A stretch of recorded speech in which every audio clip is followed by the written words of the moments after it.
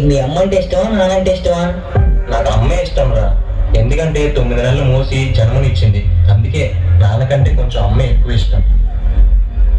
నాన్న ఎందుకో వెనకబడ్డాడు. అమ్మ 9 నెలలు మోస్తే నాన్న 4 ఏళ్ళు. రెండూ సమానమే అయినా నాన్న ఎందుకో వెనకబడ్డాడు. భూమిలోనూ అమ్మకేనే. దెబ్బ తగిలినప్పుడు అమ్మ అని పిలవడే. మిగతా అప్పుడు గుర్తురానందుకు నాన్న ఎప్పుడైనా బాధపడ్డాడా?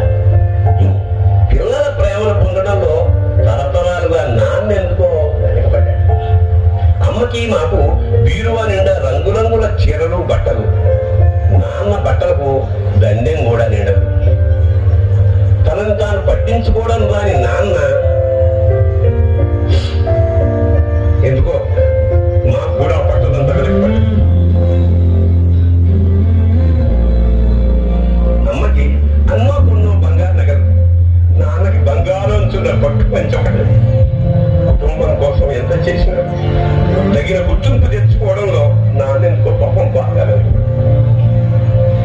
ఇష్టమైన కూర అని చెప్పి పిల్లలు మొత్తం తినేస్తే ఆ పూటకి పచ్చడి మెతుకులతోనే ఇష్టంగా తినే నాన్న. ఇద్దరి ప్రేమ ఒకటే అయినా మా అమ్మ కంటే నాన్న చాలా వెనకబడ్డాడు. నాన్న ఇలా వెనకబడిపోవడానికి కారణం ఆయన మా అందరికీ వెన్నెముక కావడమే. వెన్నెముక వెనక ఉండబట్టే కదా దన్నుగా నిలబడగలుగుతున్నాం. ఇదేనేమో నాన్న వెనకబడిపోవడానికి కారణం.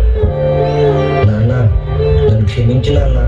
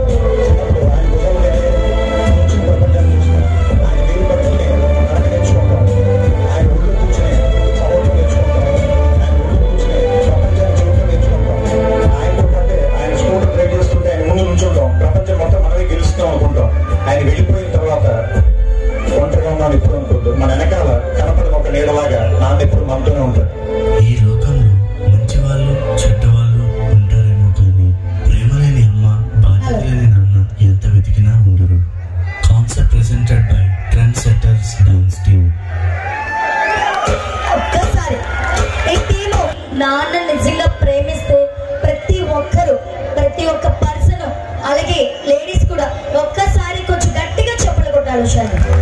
ఏమంటే ఈ లోకంలో 1 సెకండ్, ఈ లోకంలో చెత్త ఫ్రెండ్స్ ఉంటారేమో కానీ చెత్త లవర్ ఉంటుంది కానీ తల్లిదండ్రులు ఎప్పుడు చెడ్డవాళ్ళు కాదు. నిజమైన ప్రేమ ఎక్కడంటే ఓన్లీ అమ్మ నాన్న దగ్గర నిజమైన ప్రేమ. ఈ లోకంలో ఏది శాశ్వతం కాదు, అది ఓన్లీ అమ్మ నాన్న ప్రేమే. దయచేసి తల్లిదండ్రులు గౌరవించండి.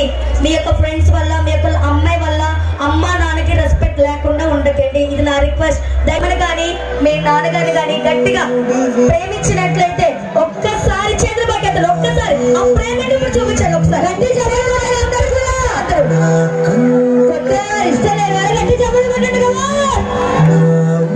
చాలా మంది దేవుడి గుడికి వెళ్ళిపోతారు కానీ కనిపించని దేవుడైతే, కనిపించిన దైవమే తల్లిదండ్రులు. అది ఇంపార్టెంట్, గుర్తు పెట్టుకోండి. Thank you so much.